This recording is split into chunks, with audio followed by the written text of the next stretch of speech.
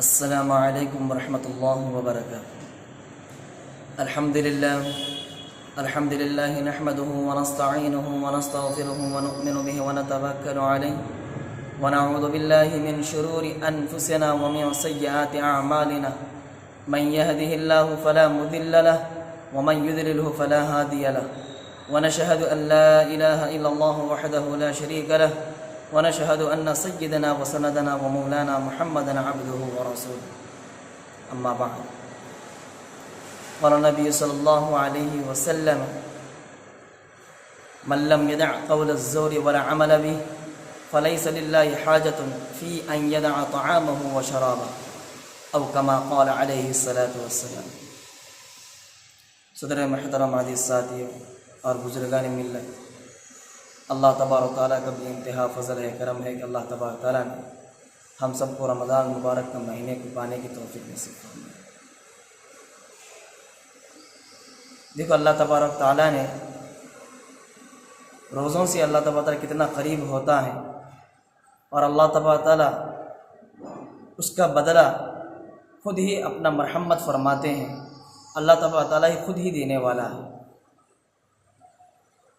روزے کے ذریعے سے اللہ تبارک تعالیٰ انسان کو اس بات سے مشق کرانا چاہتے ہیں کہ اپنی خواہش اصل نہیں بلکہ حکم خداوندی اصل ہے۔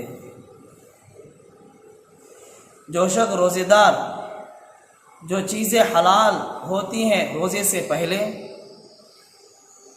اور روزے کے بعد حرام قرار پاتی ہیں، اپنے منکوحہ بیوی، حلال بیوی، اور اسی طرح اپنی محنت سے حاصل کردہ حلال مال، روزے کی نیت کرتے ہی یہ دونوں حلال چیزیں حرام قرار پاتی ہیں، اور روزے دار بخوشی روزہ رکھ کر حکم خداوندی کے سامنے سر تسلیم کرتا ہے۔ یہ اعلیٰ درجے کا خلوص اور اطاعت اور انقیاد کی اعلیٰ کیفیت ہے، جس پر اللہ کے علاوہ کوئی اور بغیر بتائے مطمع نہیں ہو سکتا۔ اسی بنا پر حدیث قدسی میں روزے کی عبادت کا خصوصی منقول ہے کہ سیدنا حضرت ابو ہریرہ رضی اللہ تعالیٰ عنہ روایت کرتے ہیں کہ اللہ کے نبی صلی اللہ علیہ وسلم نے ارشاد فرمایا، جو آدمی ہر اچھے عمل کا 10 سے 700 گنا تک بڑھا دیا جائے گا، مگر اللہ تبارک تعالیٰ نے روزے کا مسئلہ تو اپنا خود لے لیا ہے، اور روزے کے اس کا حوالہ اللہ تبارک تعالیٰ نے خود لے لیا ہے۔ جب بندہ روزہ رکھتا ہے اور دوسرے اعمال بھی کرتا ہے تو اللہ تبارک تعالیٰ صرف روزے دار کا بدلہ خود ہی عنایت فرمایا ہے، اور دوسروں کا بدلہ فرشتوں کو دے کر ان کا ثواب دے دیا کرتا ہے۔ اور اس کے اندر اللہ کے نبی صلی اللہ علیہ وسلم فرماتے ہیں روزے دار کے لیے خاص فرحتیں ہیں، ایک افطار کے وقت اور دوسرا اپنے پروردگار کے ملاقات کے وقت۔ اور میرے بھائی دوستو ساتھیوں، اور روزے دار کے منہ سے نکلنے والی بدبو، جو منہ سے آنے والی بانس، اللہ تبارک تعالیٰ کو مشک کی خوشبو سے بھی زیادہ پسندیدہ ہے۔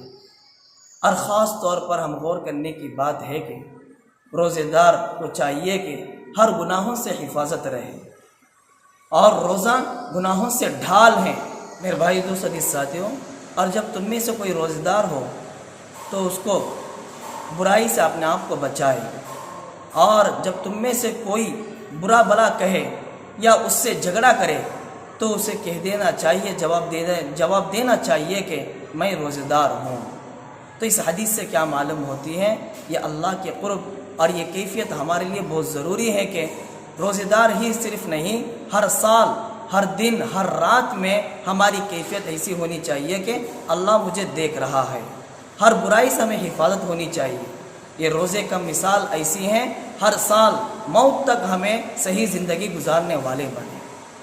میرے بھائی دوست ساتھیوں، حضرت ابو امامہ بہلی رضی اللہ تعالیٰ عنہ روایت کرتے اللہ کے نبی صلی اللہ علیہ وسلم سے عرض کیا یا رسول اللہ صلی اللہ علیہ وسلم مجھے کوئی ایسا عمل بتا دیجئے جو مجھے جنت تک پہنچا دے۔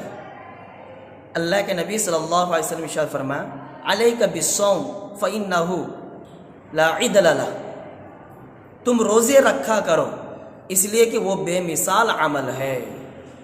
تو دیکھیں اس حدیث سے معلوم ہوتی ہے اللہ کے نبی صلی اللہ علیہ وسلم کا فرمان روزے رکھنے سے یعنی ایسی ثواب ملتی ہے جب سے پہلے اپنے آپ کو حفاظت ہوتا ہے، گناہوں کی محفوظ رہتا ہے۔ اسی طرح اللہ کے نبی صلی اللہ علیہ وسلم نے ارشاد فرمایا عن ابی ہریرہ رضی اللہ عنہ قال قال رسول اللہ صلی اللہ علیہ وسلم الصائم لا ترد دعوته۔ حضرت ابو ہریرہ رضی اللہ تعالیٰ روایت کرتے ہیں کہ اللہ کے نبی صلی اللہ علیہ وسلم نے ارشاد فرمایا روزے دار کی دعا رد نہیں کی جاتی ہے۔ اور اسی طرح دوسری حدیث میں آتی ہیں ثلاثۃ لا ترد دعوتهم الصائم حين يفطر والامام العادل دعوت المظلوم۔ تین شخصوں کی دعائیں رد کی نہیں جاتی۔ پہلا یہ ہے روزے دار کے افطار کے وقت کی دعا رد نہیں کی جاتی۔ دوسرا وہ ہے عادل بادشاہ کی دعا رد نہیں کی جاتی۔ تیسرا وہ ہے مظلوم کی دعا رد نہیں کی جاتی۔ اس لیے روزے دار کو چاہیے کہ ہمارا افطار کے وقت کو غنیمت سمجھا جائے اور اپنے کھانے پینے کی طرف توجہ کی بجائے اللہ تبارک تعالیٰ کی رحمت کی طرف متوجہ ہونی چاہیے، اس لیے کہ روزے ایسا ڈھال ہیں، ہر گناہوں کا حفاظت کرنے والا ہے۔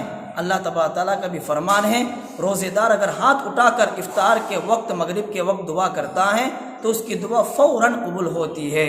بہت امیدوار ہیں، امیدیں زیادہ ہوتی ہیں کہ افطار کے وقت دعا کرنے سے اللہ تبارک تعالیٰ ضرور دعا قبول فرماتے ہیں۔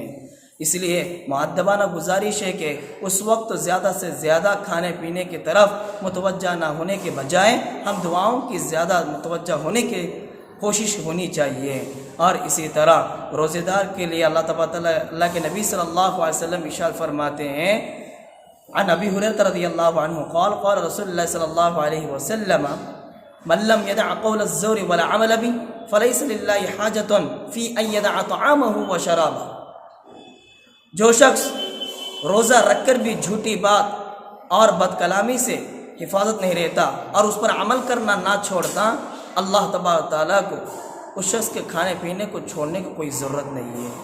اس لیے میرے بھائی دوستوں کے ساتھیوں کہ رمضان المبارک کا مہینے کو غنیمت سمجھو، اور یہ رمضان المبارک کا مہینہ آئندہ موقع یا نہ ملے، اس وجہ سے اس مہینے کو زیادہ سے زیادہ ہم توجہ اللہ کی طرف اور افطار کے بجائے دعاؤں کی بقدر اور دعا کی طرف متوجہ ہونی چاہیے۔ اللہ تبارک تعالی ہم سب کو عمل کے توفیق نصیب فرمائے۔